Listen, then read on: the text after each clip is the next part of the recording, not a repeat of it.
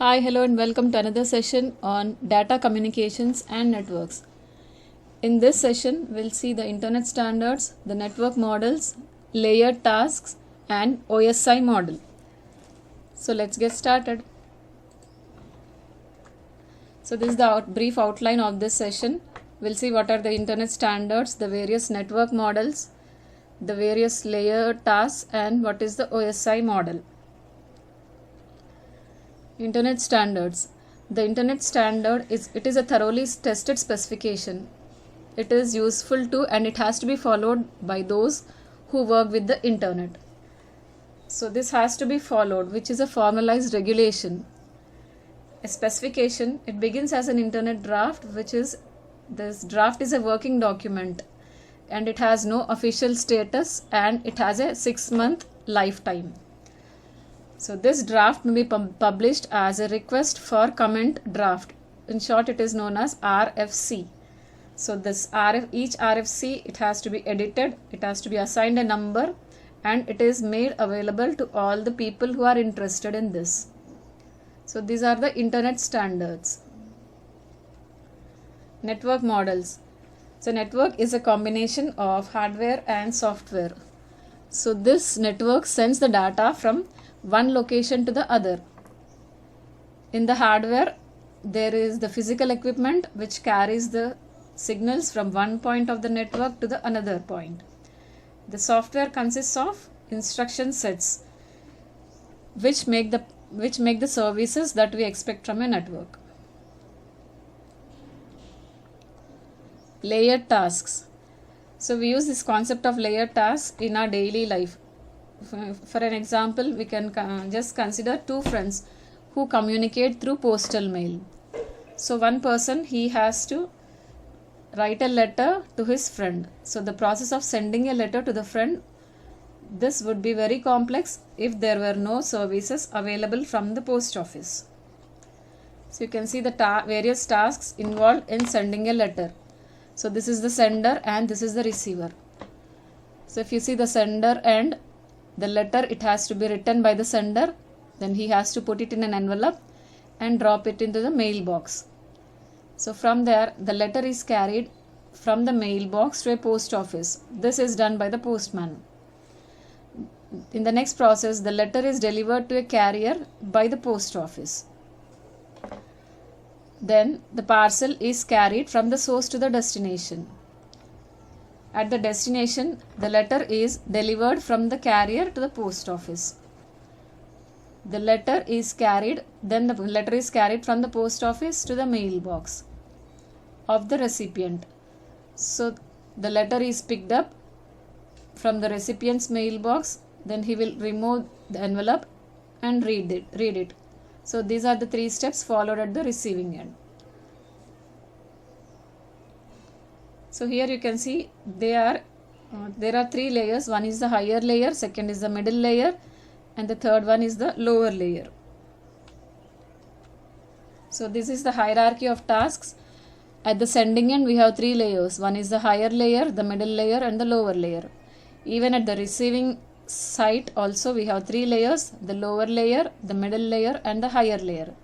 And on the way, we have these things. One is the local post office, the central post office, and the other thing is the transportation by the truck, train, aeroplane, boat, or a combination of these. So these are all the hierarchy of tasks at the sending end, the receiving end, and in between, which is on the way.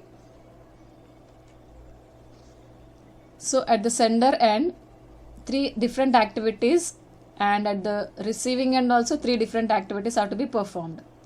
And in between the sender and the receiver, we have the task of transporting the letter between the sender and the receiver, which is done by the carrier. So all of these tasks must be done in the order which is given in the hierarchy. So if you see the services, each layer at the sending site, it uses the services of the layer immediately which is below it. For example, the sender at the higher layer uses the services of the middle layer. The middle layer uses the services of the lower layer, and the lower layer uses the services of the carrier. Next we'll see what is the OSI model. The layered model that dominated the data communications and networking literature before 1990, it was the Open Systems Interconnection. In short, we call it as the OSI model. So an ISO standard, it is a standard which covers all the aspects of network communications. That is the OSI model, which is the Open Systems Interconnection model. So this OSI model, it is a layered framework which allows communication between all types of computer systems. So this OSI model consists of 7 separate layers, which defines a part of the process of moving information across a network. So you can see the 7 different layers of the OSI models.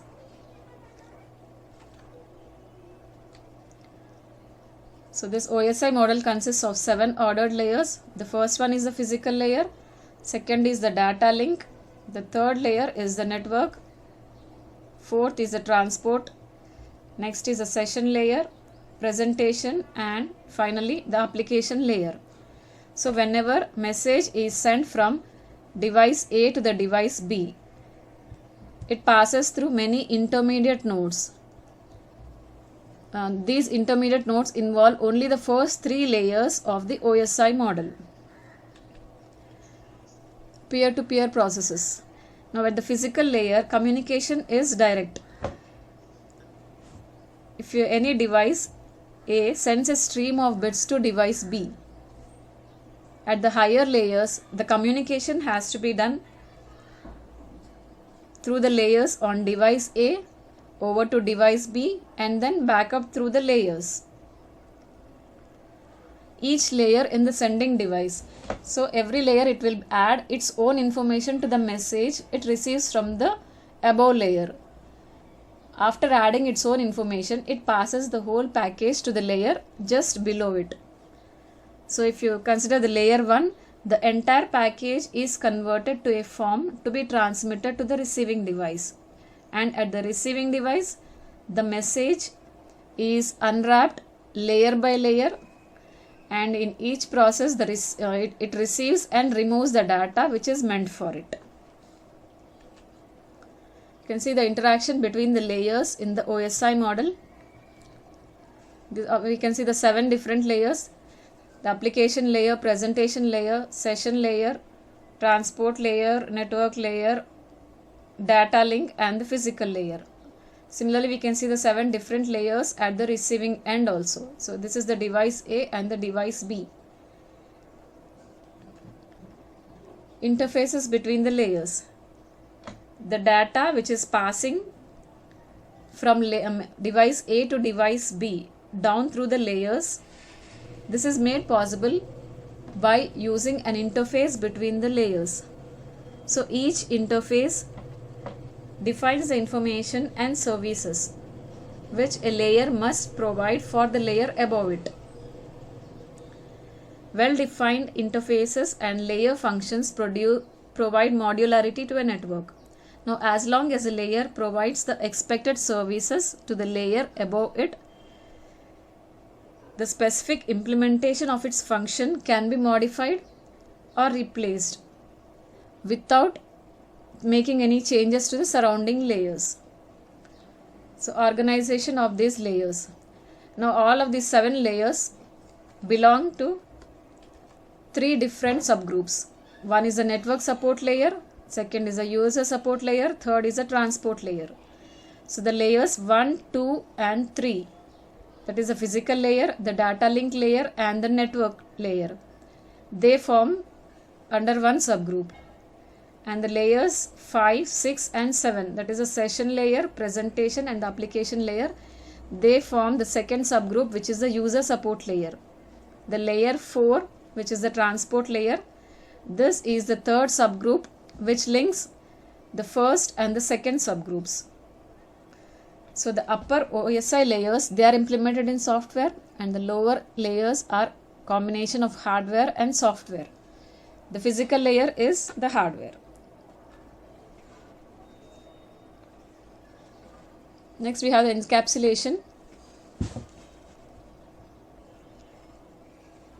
A packet which is the header and the data at level 7, it is encapsulated in a packet at level 6, and the whole packet at level 6 is encapsulated in a packet at level 5. The whole packet at level 5 is encapsulated in a packet at level 4, and so on. In other words, the data portion of a packet which is at level n-1, it carries the whole packet from the level n. So this whole concept is known as the encapsulation. Now here the level n-1, it is not aware of which part of the encapsulated packet is the data and which part is the header or which part is the trailer. For level n-1, the whole packet which is coming from the level n is treated as one integral unit. You can see the hierarchy of different layers here. Upon reaching the destination, the signal passes into layer 1 and is transformed back into digital form. You can see the digital form of the signal here. The data units then move back up through the OSI layers. As each block of data reaches the next higher layer, the headers and trailers are attached to it at the corresponding sending layer. They are removed and the actions which are suitable to that layer are taken. Now by the time the data reaches the layer 7, the message is in a suitable form to the application and it is made available to the recipient. So from here it goes to the recipient, that is the device to which the data is to be transmitted. So this is all in this session. Thank you.